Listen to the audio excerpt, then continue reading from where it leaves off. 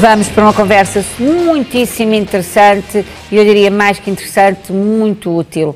Os exames estão aí, os exames causam profundo stress aos nossos meninos, até porque hoje em dia há provas nas mais diversas idades, desde o 4º ano, portanto desde os 9, 10 anos, e portanto muitas vezes é difícil aos pais lidarem de facto com estas fases que os filhos vão atravessando. Renato Paiva é especialista em apoio terapêutico-pedagógico, é diretor da Clínica de Educação e da Academia Wow Study, que se situa aqui em Lisboa, no Campo Pequeno, mas também já existe no Porto, e o Renato Paiva escreveu um livro exatamente para ajudar os pais e os alunos para ultrapassar as dificuldades de aprendizagem, nomeadamente também quando falamos de exames. Temos que dar estes créditos todos ao Renato, porque o Renato tem ar de 15 anos, não é? Pois tem ar de quem acabou agora de fazer... Ele mantém um ar de miúdo, não é? Mas não, é que tem aqui um currículo notável, mas notável mesmo. Renato, que livro é este? Esse é um livro, sobretudo, que tentei pôr em prática no sentido de... Havia muitas famílias que me chegavam à clínica à procura de algumas estratégias para pôr em prática. Não que precisassem do meu trabalho específico para acompanhamento dos meninos, mas sobretudo de algumas ideias de coisas que pudessem fazer também em casa e que pudessem articular com os professores.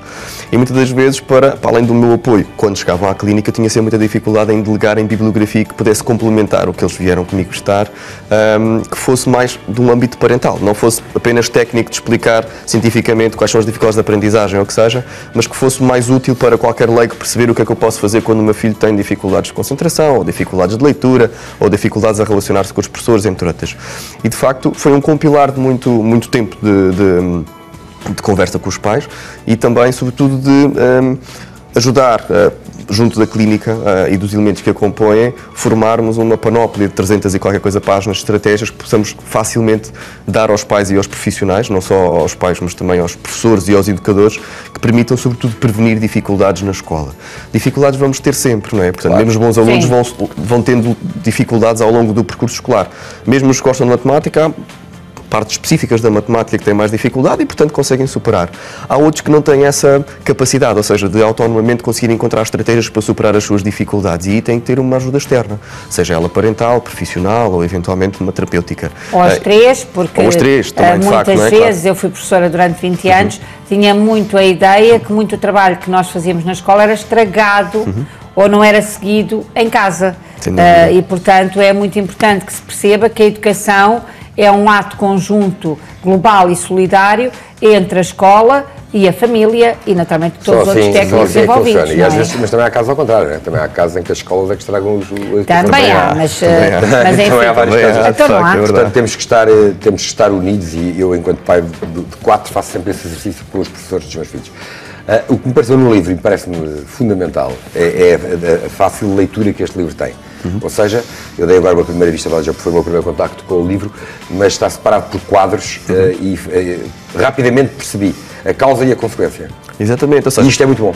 E eu, sobretudo, preocupei-me pouco na causa, porque isso é uma questão mais técnica, portanto, era uma pequena abordagem, porque também fala das dificuldades específicas da aprendizagem, não é? As dislexias, as ortografias, tudo mais.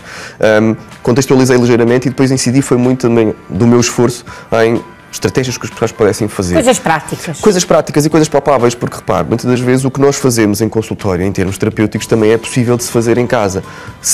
Terá a mesma eficiência? Certamente que não, porque nós pensamos de uma outra maneira, um bocadinho mais aprofundada, mas eles podem fazer um complemento do que nós fazemos de uma forma também efetiva, com sucesso. E muitas das vezes os pais têm essa dificuldade, não é por falta de tempo, mas é uma questão de o que é que eu posso fazer para ajudar o meu filho quando ele tem esta dificuldade. E aí é essa angústia, muitas das vezes, dos pais que querem pôr-se em ação e não sabem como. E isso é, de facto, angustiante para os pais. Estou um bocadinho assim, olha, estou um bocadinho assim. Nunca pensei, porque eu tenho uma relação de proximidade enorme com os meus filhos todos, mas não tanto com os exames, mas com as áreas. Da escolha das áreas. Os miúdos ficam ali a anhar um bocadinho e os pais não sabem muito bem para onde é que vão virar também. Sim, mas é um bocadinho perceber o que é que faz feliz, sabe? Muitas das vezes nós temos tendência de sugerir aquilo que para nós também é confortável, não é? Porque se ele eventualmente precisar de ajuda, nós sentimos mais competentes enquanto pais também para poder acompanhar no processo. Mas nem sempre as nossas escolhas são as escolhas mais fáceis para os miúdos. É um erro natural que assim o comete, mesmo com os estudos é a mesma coisa, não é? Quando nós vamos ensinar os nossos filhos a estudar, tendemos a ensiná-los da maneira como nós estudamos, porque é o processo que melhor dominamos e se houver alguma necessidade, nós sentimos mais competentes para o fazer. Mas nem sempre eles estudam, porque não têm, todos têm o mesmo perfil, não é? O perfil de aprendizagem do Nuno pode ser diferente do meu e a maneira que é mais eficiente para mim pode ser diferente para si ou para a Maia. Portanto, é importante nós darmos as ferramentas, dizer assim, tu podes fazer desta maneira, desta maneira, desta maneira, desta maneira, e irmos experimentando, não é? Porque se houvesse um manual de instruções para cada um era fácil, a gente aplicava aquilo e estava feito. Até e vamos ter mesmo sempre o mesmo pai com filhos diferentes tem que aplicar estratégias diferentes, todos diferentes, não é? São completamente diferentes. Completamente diferentes. E tu tens bem esse exemplo, todos os teus filhos são diferentes. Nos exames, os meninos, esta situação dos exames provoca, de facto, alterações, quer nas crianças, quer nas famílias? Eu acho que provoca de uma forma desnecessária, porque o exame não é nada mais, nada menos que um teste normal. Apenas fazemos todos a mesma altura e todos o mesmo teste ao nível nacional. Em vez de ser feito pelo professor, é feito por um elemento externo, mas não passa disso. É um elemento de avaliação que eu tenho que prestar prova. A questão é que muitas das vezes se empola esta exigência dos exames, se empola esta... Faz um bicho-papão. Mas é um bicho-papão muito grande e com muitas cabeças, acho que às vezes muito mais de 7. Porque, efetivamente, quando nós vamos perguntar aos miúdos o que é que te preocupa, nem é eventualmente se ele tem uma dificuldade ou outra, é o exame.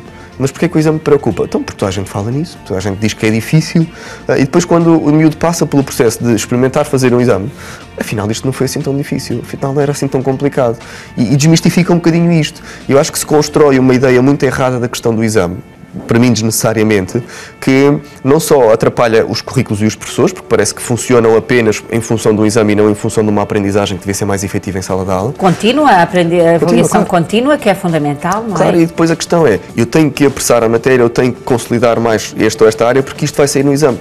Parece-me desnecessário isto, de facto.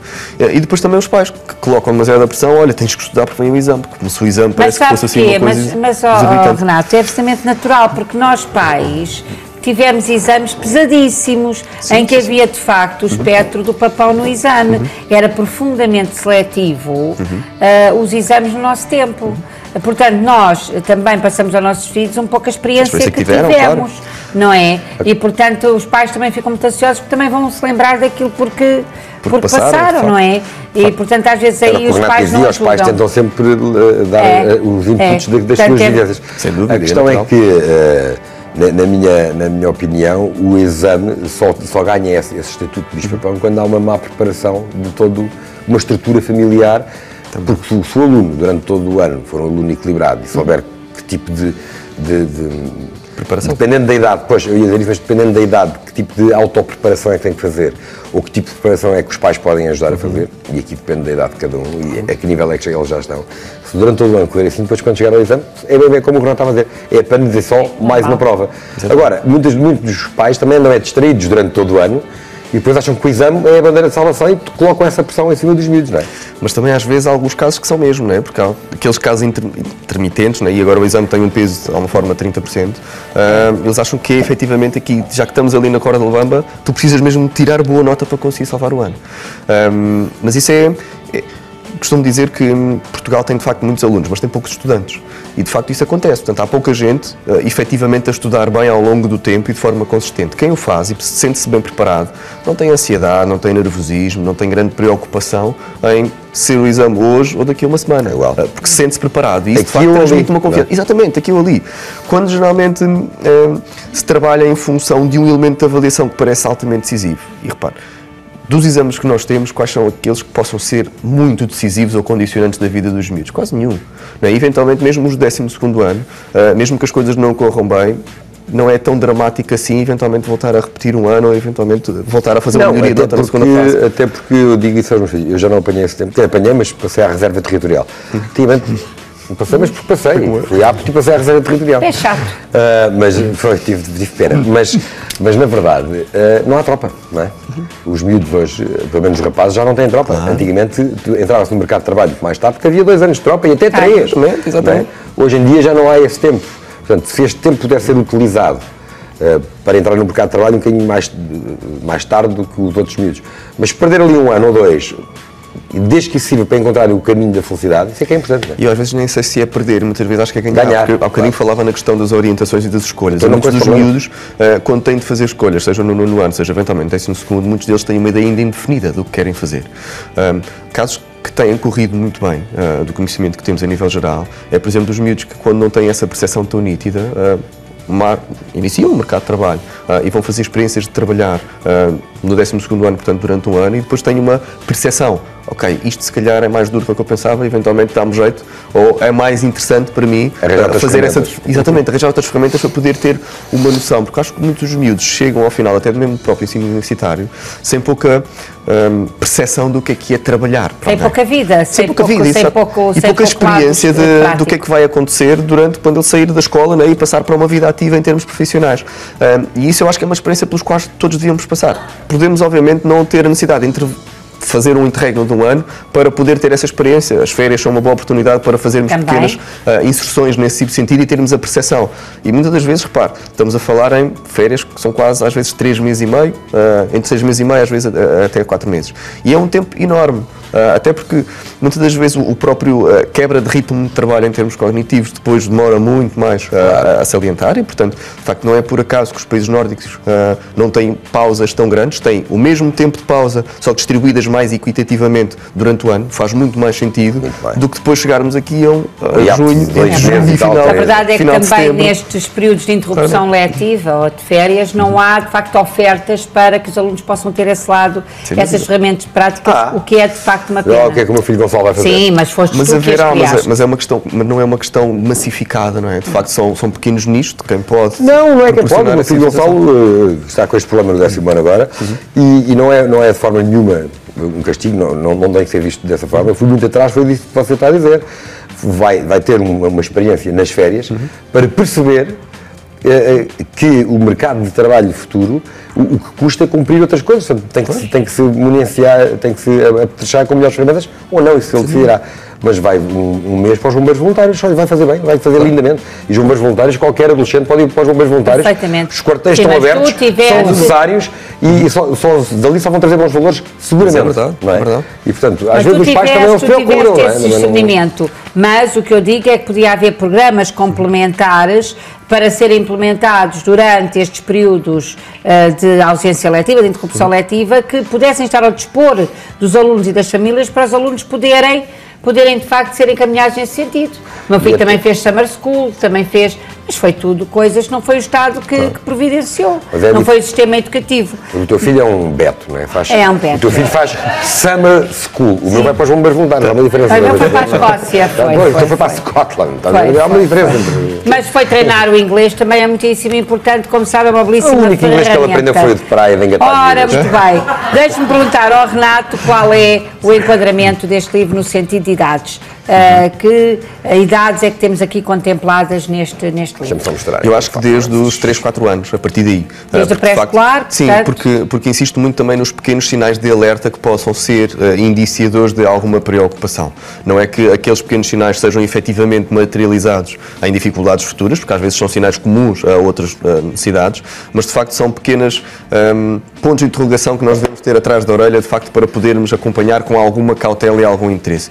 E de facto, no próprio pré-escolar começam a haver indicadores que possam manifestar uma dificuldade em termos de raciocínio lógico-dedutivo, lógico-matemático ou eventualmente de reconhecimento visual, que possam depois provocar dificuldades na área do cálculo. Muitas vezes os pais vão deixando passar e os problemas vão se agravando. Sim, e estamos à espera sempre daquele clique, não é? Que nunca mais faz e os pais vão, não se preocupe, ele depois há de dar o salto para o ano, isto vai complementando. Depois quando entrar para o primeiro ciclo, depois não depois quando passar para o 3º ano, depois passa para o 4º, e depois quando chega ao 6º, isto já foram dando sinais de alerta já muito precoce e eu não estive efetivamente atento. E neste sentido, mais vale prevenir do que remediar. E de facto, havendo alguma suspeita ou havendo algum indicador que possa manifestar alguma preocupação, é tão simples quanto ir fazer uma avaliação estruturada e dizer assim: estes indicadores estão-me a deixar de alguma forma inquieto enquanto pai. Preciso saber se isto poderá ser uma fonte de preocupação para mim ou é natural do crescimento e desenvolvimento. Assim que nós vamos ao pediatra pedir algum conselho, olha, ele tem este tipo de situação, é uma coisa que eu me devo preocupar ou não, também devemos procurar alguns especialistas quando assim o é em termos da aprendizagem formal.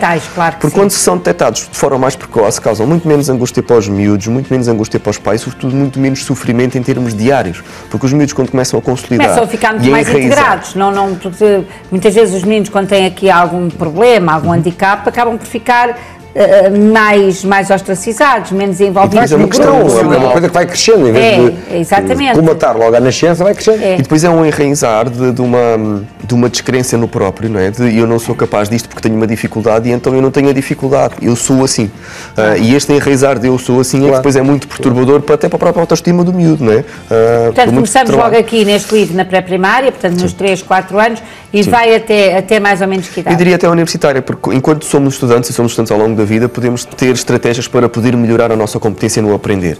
E de facto há muitas situações que nós podemos influir a nossa maneira de podermos trabalhar menos para usufruir mais e aprender mais. E isso é que eu acho que é importante os miúdos terem a percepção. Estudantes também podem ler este livro? Podem, claro que podem. Portanto, os pais, os educadores e os próprios estudantes. Sim, porque este seu interesse com os seus 2 outros títulos é SLS tenho que passar de ano e ensina o teu filho a estar. Porque esta é a sua preocupação, este foco nos estudantes? Eu sou entusiasta desta questão da aprendizagem, não é? E de facto o aprender melhor e ensinar a aprender melhor parece-me importante porque de facto não está em currículo nenhum nos professores e nem em qualquer cadeira que eu me dedique a algo que é importantíssimo para todos os miúdos que estão na escola. Se os estudantes devem ser competentes a aprender, eu acho que nos temos que dedicar a ensiná-los a como é que eles aprendem melhor. Isto, de facto, não é feito na escola. Ensinamos-los a ler, ensinamos a matemática, a tabuada, a história, a geografia, mas da maneira como eles aprendem melhor a matemática, a geografia, a tabuada, a história ou as ciências, isto não é feito. Ou é feito de uma forma muito rudimentar e apenas pelas pessoas que acham que também devam contrariar um bocadinho esta questão. E parece-me basilar, não é? Eu, se tiver que ir aprender a pintar, também tenho que ter essa noção de como é que é pintar. Como é que eu faço para pintar eficientemente. Então, se eu sou estudante, parece-me fundamental que eu saiba como é que eu aprendo de forma eficiente. Não só para os miúdos, como também... será muito mais eficiente enquanto profissional. Sem dúvida. Mesmo em que tenha a enraizar enquanto processo de competência. Repare, o perfil que eu tenho, a maior parte do tempo, enquanto estudante, é o perfil que eu vou depois reproduzir enquanto profissional. Se eu deixo tudo para as vésperas, se deixo as coisas de uma forma desorganizada, é esse perfil que eu depois vou transcender para quando for profissional. Não vou aprender de alguma forma a ser muito diferente, depois passado não sei quantos anos a enraizar este hábito. É muito mais difícil de o moldar. E depois é muito mais difícil a inserção no mercado de trabalho quando temos estes vícios, de alguma forma muito desviantes do que é que ser eficiente. Muito bem, Renato, é de facto um gosto falar consigo, o Renato, que é de facto professor, é licenciado em Educação, neste caso pela Escola Superior de Educação de Setúbal, também mestre multimédia de Educação. Setúbal? Setúbal, eu digo bem Setúbal. Mestre multimédia na Educação pela Universidade de Aveiro, portanto um professor que parece seguir um caminho da pedagogia, vai ser um pedagogo. Sim, muito por aí. Quem quiser ir conversar consigo, onde é que se deve dirigir? O que é que Clínica de Educação é muito mais fácil, eventualmente, através da Clínica Dual Study. Nós estamos muito localizados próximo ali do Campo Pequeno e da Culturgest, na Rua Eiffel, clinicaeducação.pt ou dualstudy.com, é aí que eventualmente mais facilmente me consegue encontrar. Muito bem. Muito obrigado. Renato, muito gosto em falar consigo, sim senhora. Vamos para o intervalo para entrar a cavalaria. Vamos para o intervalo. Vou buscar a pai a vassoura, já a seguir. Não sei, vamos ver. Isso agora vamos ver. Mas já cá chegou a cavalaria. Já está a cavalaria, vai entrar a cavalaria para aqui dentro. Nossa Senhora, vamos a isto, curto intervalo.